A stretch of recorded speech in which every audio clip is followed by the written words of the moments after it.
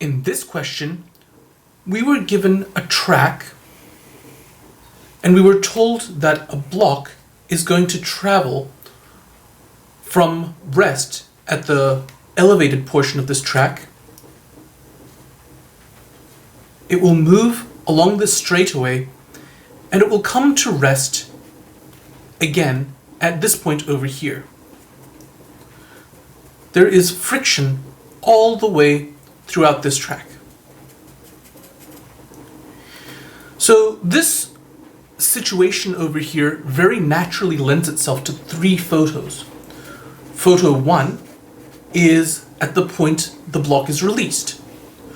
Photo 2 is the point at which it reaches the straightaway.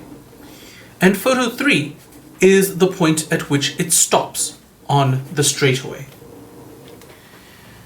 Now let's write down all the information that we know. The mass of the block is 0.2.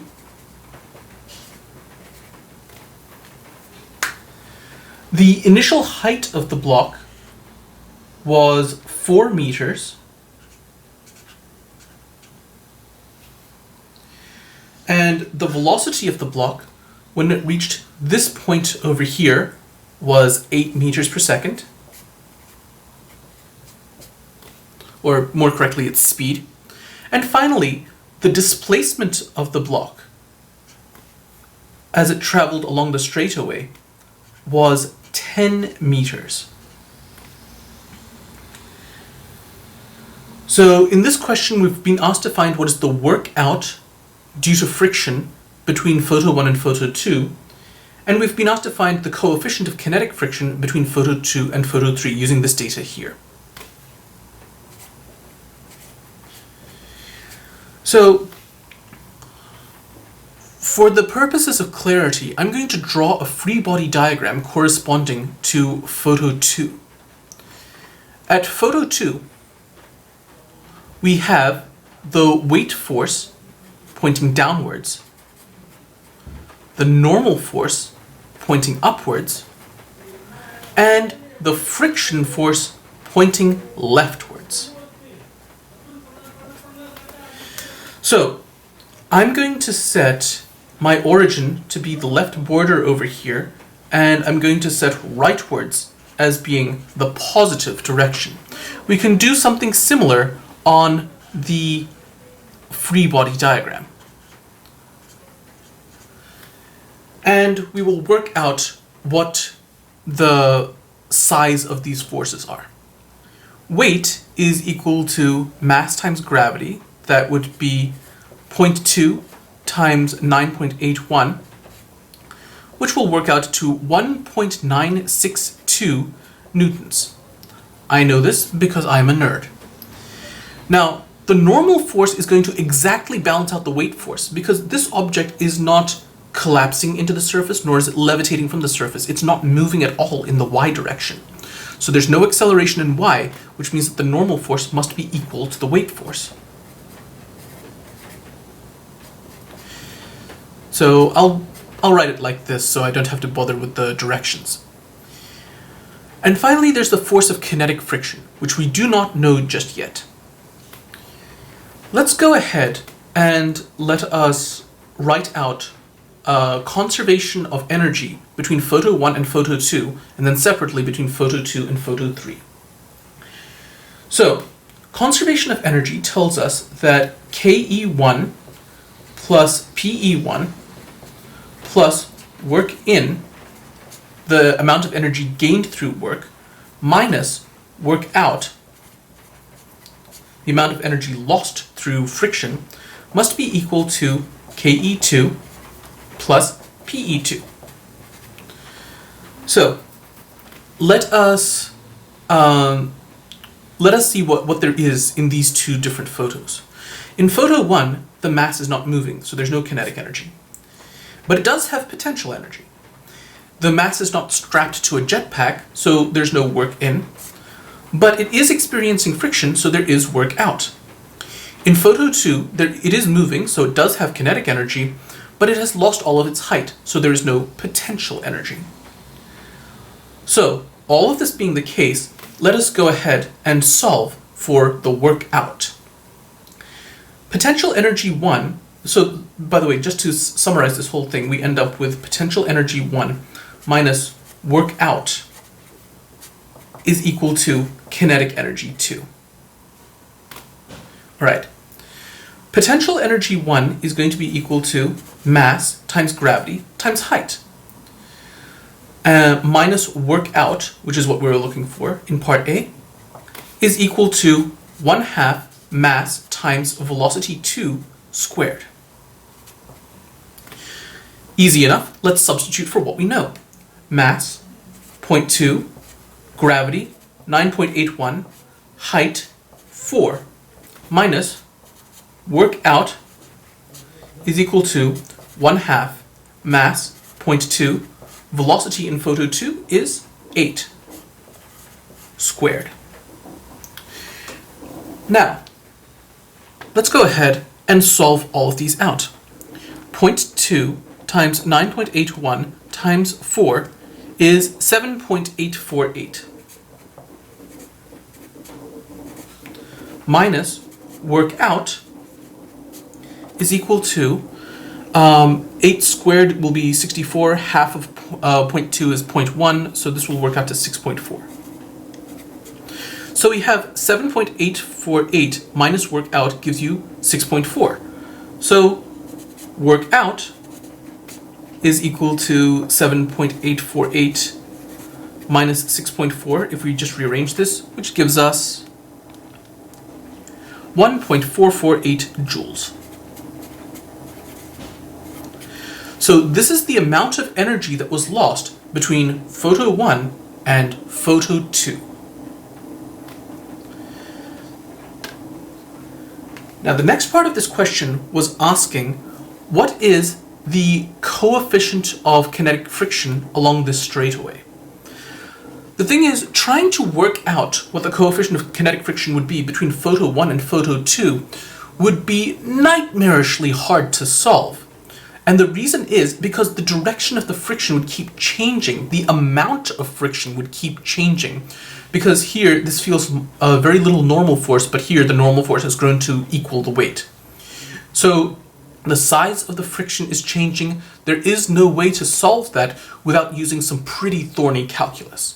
So fortunately for us, we have to solve for friction between photo 2 and photo 3, which is considerably simpler to do.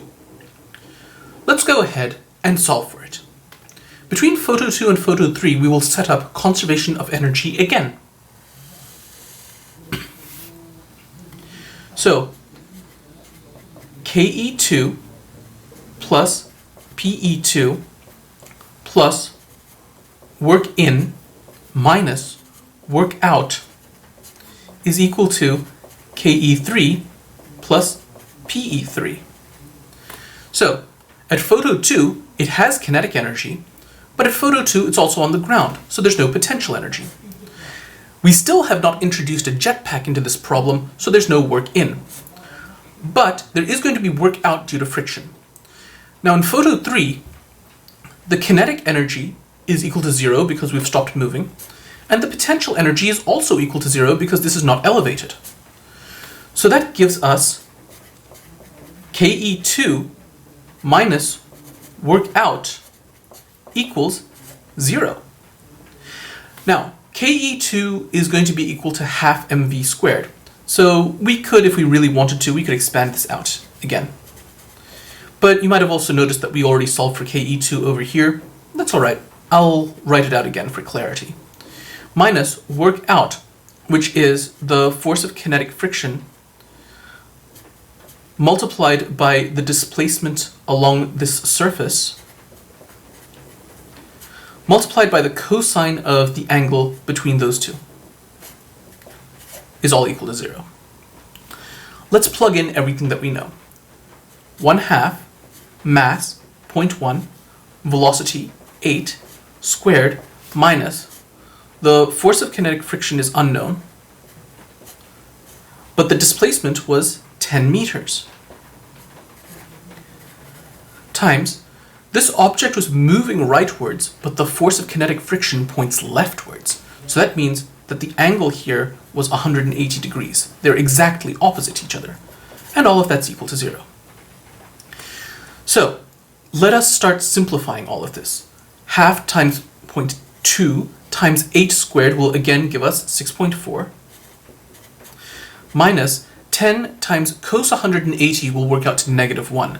Times 10 will give us -10. And then when you take the absolute value, this whole thing is going to work out to 10 times the force of kinetic friction is equal to 0. So if I move the 6.4 to the other side and divide both sides by 10, I easily find out that the force of kinetic friction equals 6.4 divided by 10 is equal to 0.64. All right, but kinetic friction, the force of kinetic friction, is also equal to the coefficient of kinetic friction multiplied by the normal force. So knowing this information, I can plug all of this in using the normal force that we already worked out, and we can work out what kinetic friction is. The coefficient of kinetic friction is. So 0.64 equals mu sub k multiplied by the normal force, 1.962, and we wind up with the normal force being equal to 0.64 divided by 1.962, which is 0.326. So that there is the size of the coefficient of kinetic friction.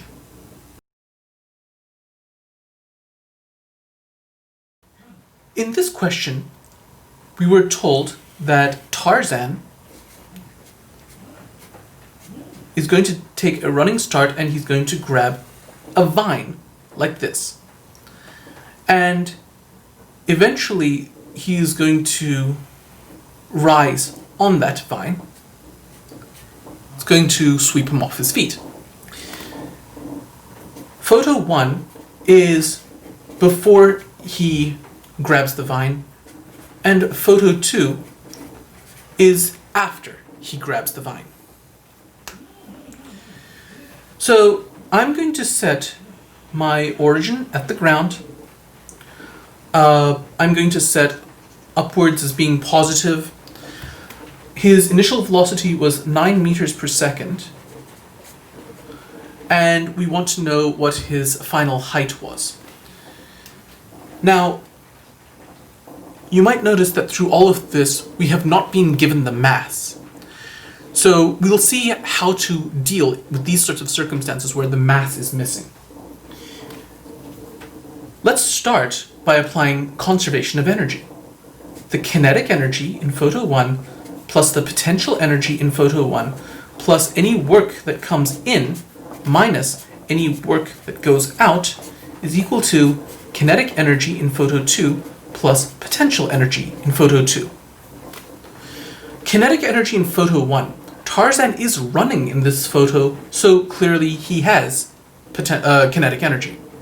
But he's on the ground, so the potential energy is 0. He's not wearing a jetpack, so we don't need to bother with work in. And there's no friction in this question, so we don't need to bother with work out. Is equal to kinetic energy 2. In photo 2, he has reached the peak of motion, and at the peak of motion, the object is not going to be moving anymore.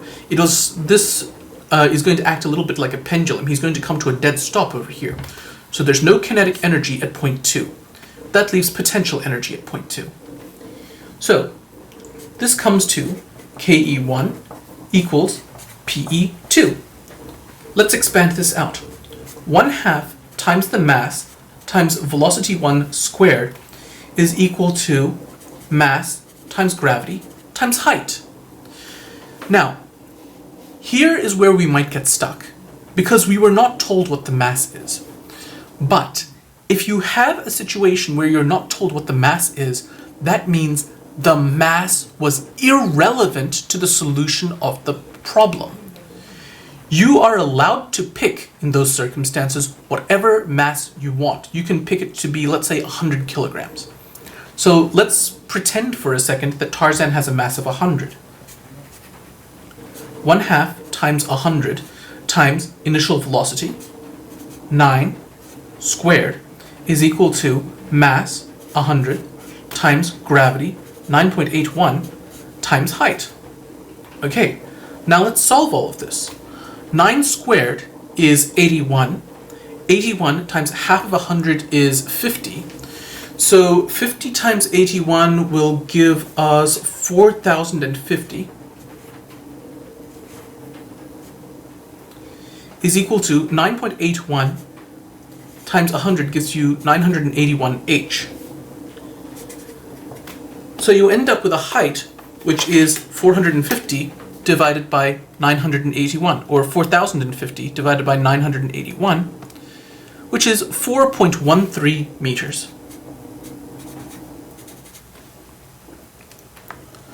So this is one way to approach a question in which you have not been given a mass. If you've not been given a mass, that means the mass is irrelevant and you can pick whatever value you want. Or, if you prefer, we notice that mass is multiplied on both sides of this equation.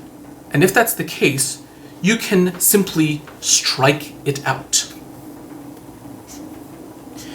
When one variable is in every term, it's multiplied across every term in an equation, you can cancel that variable out. You can divide all of those terms by that variable, and you'll end up with something which still makes sense. So if you did that, then this would become half of 9 squared, so half of 81 is 40.5, is equal to 9.81 times h, so plus or minus a couple of decimal places, you would have still ended up with the same answer. So one way or the other, this is the height that Tarzan is going to end up at.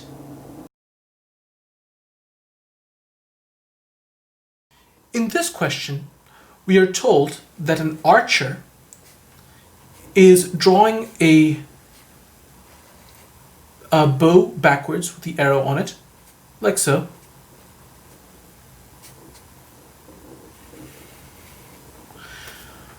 I'm going to set photo 1 to be at the instant that the archer lets go of the bow, or rather of the arrow.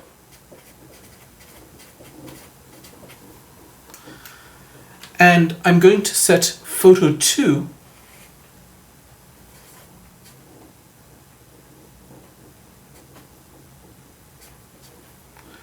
as being when the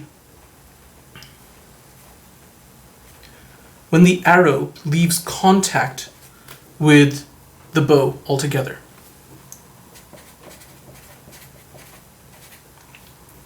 In this way of drawing it, I'm going to set the original position of the bowstring to be my starting point, and I'm going to set rightwards as positive. And we'll see why this is an important step in just a few minutes. Now, setting up conservation of energy is not too difficult for this particular question, but it is also necessary to set up a free body diagram, and we're going to see why in just a second. First, let's draw the free body diagram of the arrow in photo 1. Remember, at this point, the arrow has just been released. The person has just let go of the arrow. At that point, the arrow would have a weight force pointed down, a normal force pointed up,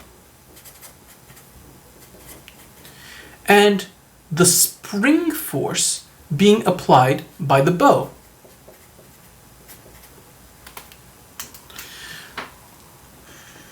So if we were to apply our axes, it would look something like this.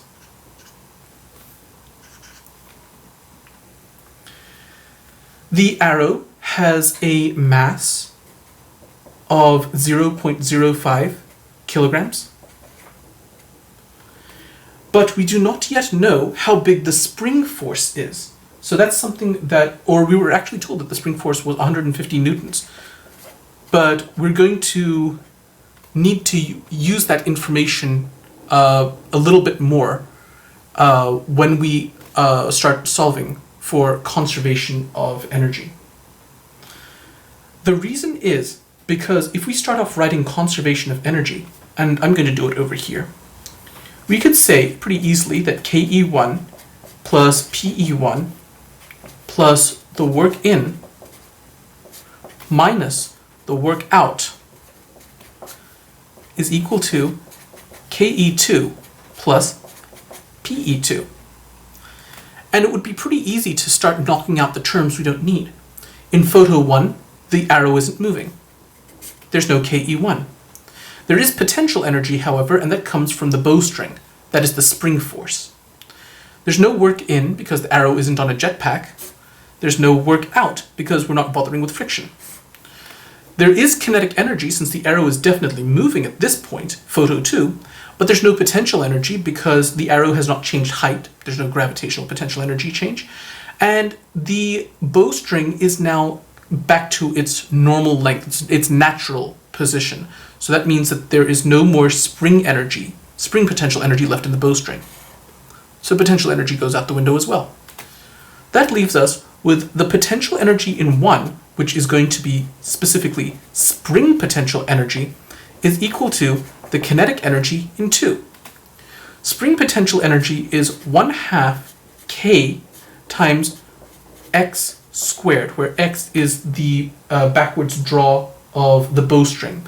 We were told actually that delta x is 0.5.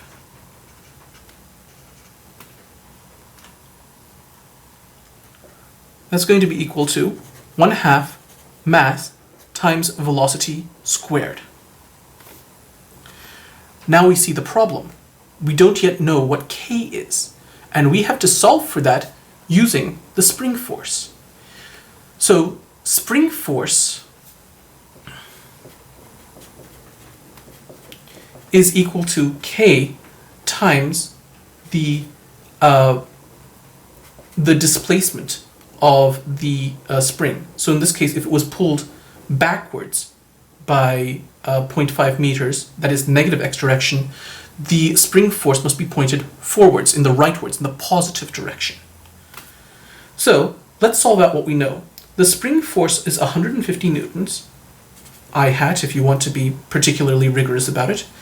K is unknown, but delta x was negative 0.5 I hat meters. So it's pretty straightforward. Divide both sides by the 0.5, and then the negative signs will cancel out, and you very easily get that K equals 150 divided by 0.5, which is equal to 300 newtons per meter. Then we take this 300 newtons per meter and we put it into conservation of energy. 1/2 times 300 times the delta x here is 0.5 squared equals 1/2 times the mass is 0.05 times V2 squared. All right then, let's go ahead and calculate this out. 1/2 times 300 times 0.5 squared gives us 37.5.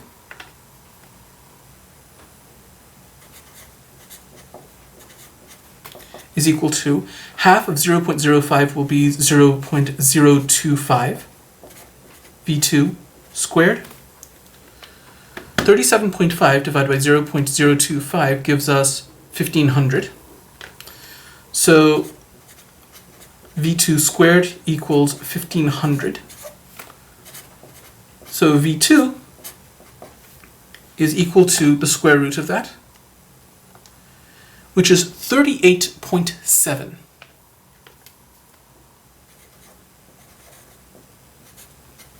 meters per second. So in this case, conservation of energy was quite straightforward. The potential energy of the spring in photo 1 becomes the kinetic energy of the arrow in photo 2. The only trick was we didn't know what the spring constant was, so we needed to solve for the force balance in order to figure out the spring constant, but once we plug that in, it's smooth sailing to find out what the final velocity is.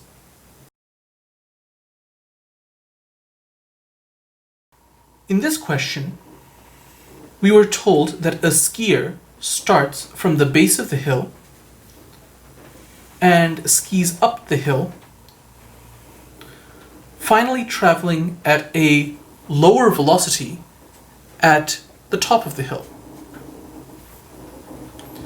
So they are still moving here, but we don't know what this velocity is. So photo 1 corresponds to the skier at the base of the hill, and photo 2 corresponds to when they are at the plateau, at the peak of the hill. So let us put down all of the information that we know. We were told that the mass of the skier is 60 kilograms.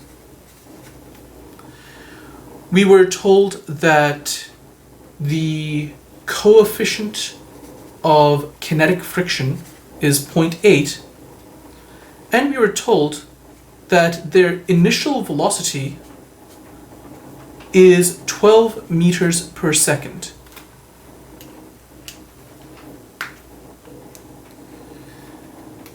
Now, we were also told something about this hill. We were told that the maximum height of this hill is 2.5 meters, and that this angle was 35 degrees. And given this information, we needed to find out what is the final velocity of the skier. So let's go ahead and do that. First thing we need to do is, because this is a problem which involves friction, we're going to need to find out, so friction is going to do some work out. And to find out how much work out friction does, because that's what friction does, it does work out, it removes energy from the system, we're going to need to find out how far the friction was operating over. We need to find out, in other words, the length of this slope. Let's call the length of this slope delta x. And now let us solve for what delta x could be. This 2.5 meters is the opposite side of the slope, and 35 degrees is the inclination. So that means that 2.5 meters divided by delta x is equal to sine of 35 degrees. Or, rewriting that a bit, I could say that 2.5 divided by the sine of 35 degrees equals delta x.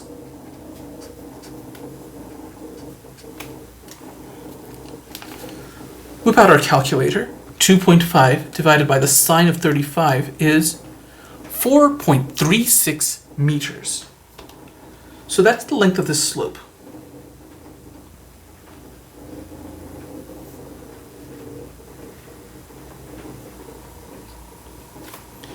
Okay, now we have found out the displacement of the skier. The next thing to do is to find out how big the force of friction is going to be. To do this, we draw the free body diagram. The skier is going to experience a weight force pointed down, a normal force that is at right angles, at 90 degrees to the surface of the slope, so that would be off in this direction, and a friction force that is opposite the direction of motion. So since our skier is skiing up the hill, the friction force has to point down the hill. Like that. Now, let us set our axes. I'm going to set my x-axis to point like this, and my y-axis to point like this. So this force pointing downwards was the weight force, this force was the normal force, and this force was the force of kinetic friction. Now, the weight force we are going to need to break into its components. So because the angle over here is 35 degrees, that means that the angle from the vertical to the normal force is also 35 degrees, which means the angle between the weight and the y-axis is also 35 degrees. So we break it into its two components.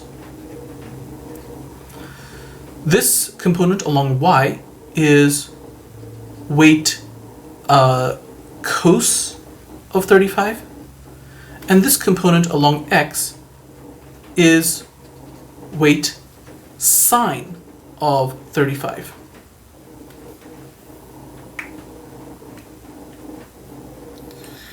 Now, let's start working out what all of these different forces are. I'm going to write it over here because we're starting to run out of room and it's just going to get too cramped over here. The size of the weight force is given by mass times gravity. So the mass of our skier is 60 times gravity is 9.81.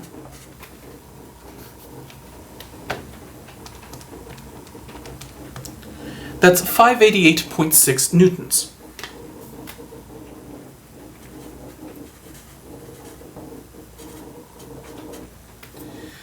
What about the normal force? Well, we know that the normal force is in y and weight cos 35 is also in y. Our skier is not collapsing into the ramp and they're not levitating off the ramp. That means that the acceleration in the y direction is 0, which means that there's no net force in the y direction, which means normal and weight cos 35 must exactly balance each other out. So normal is equal to weight cos 35 degrees is equal to weight 588.6 cos 35,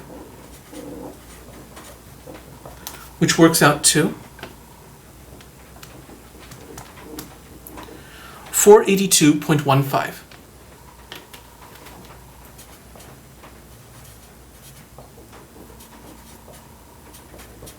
So that's the size of the normal force. Last thing is to find the size of the friction force. So the force of kinetic friction is equal to mu sub k multiplied by the normal force. Mu sub k was 0.8 times a normal force of 482.15 gives us 385.7.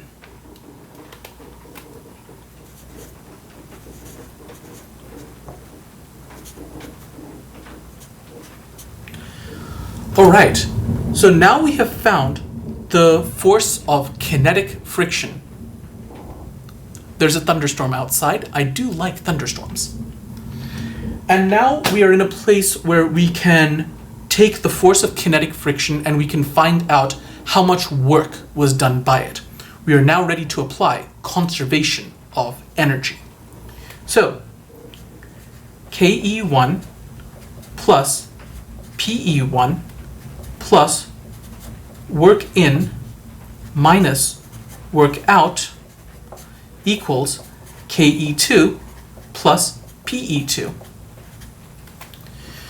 So KE1, that is definitely there because our skier is indeed moving in photo 1. PE1, the skier is on the ground here, that is on the level surface, on the location where we are starting our measurement of potential energy from. So if I were to set upwards as y here, the height would be 0. There's no potential energy. Now, notice that I set the y-axis to be upwards over here, but I set it tilted over here. That's something that sometimes happens whenever you have ramp questions that also involve potential energy. Work in, our skier does not have a jetpack, so there's no work in. Work out, there is friction, we just calculated it, so there is work out. Equals KE2, our skier is indeed moving at this point, plus PE2, the skier is at an elevated position, so they do have gravitational potential energy. So that gives us KE1 minus work out equals KE2 plus PE2. So let's expand this out. KE1 would be 1/2 times mass times V1 squared minus work out would be the force of friction, the force of kinetic friction, multiplied by the displacement, multiplied by the cosine of the angle between those two vectors. And all of that is equal to ke2, which is 1/2 mass times velocity 2 squared, plus pe2, which is mgh. So it looks like a god-awful mess, but we can just substitute and we can see what we can simplify. So 1/2 times mass, 60, times velocity, their initial velocity was 12, minus Fk, the force of kinetic friction is 385.7, multiplied by the displacement was 4.36, multiplied by the cosine of 180 degrees, because our character was moving up the ramp, but the kinetic friction is pointed down the ramp. That's 180 degrees.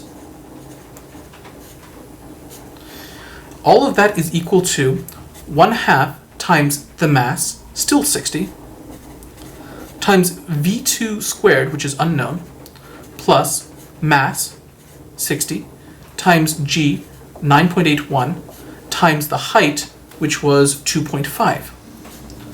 So in this case, the only unknown is v2, and we can solve for that. Let's go ahead and do that. So the initial kinetic energy is 1/2 times 60 times 12 squared. 4,320.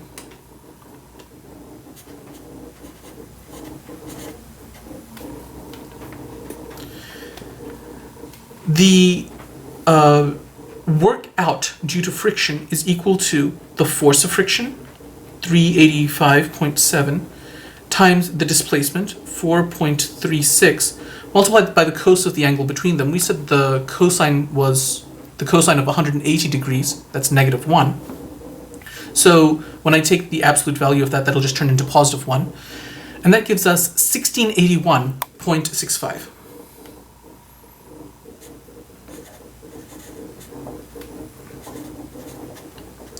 All of which is equal to 1/2 of 60 is 30 times v2 squared plus 60 times 9.81 times 2.5.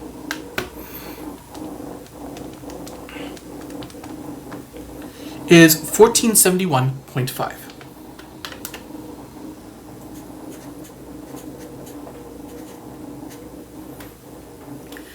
Okay, we're almost there. 4,320, that's our original kinetic energy, minus 1681.652, that was the work out due to friction, minus 1,471.5, that's the potential energy we had at the end, gives us 1166.84, that's the kinetic energy we have at the end. So that means that by moving this to the other side, I end up with 30 v2 squared is equal to 1166.8. So, last two steps. Divide by 30, I get 38.89, and finally take the square root, and I get 6.24 meters per second. v2 squared was equal to 38.89. So v2 is equal to 6.24 meters per second. So this was a fairly involved question. In order to solve it out, we had to use a little bit of trig to find out what the displacement was of our character. We needed to use a free body diagram to figure out the force of friction. And only once we had that were we able to solve for conservation of energy. But once we had done all of those steps, conservation of energy was a breeze. It just turned into a case of plug and chug. So we ended up with a final velocity at the peak of this hill, at the plateau of this hill, of 6.24 meters per second.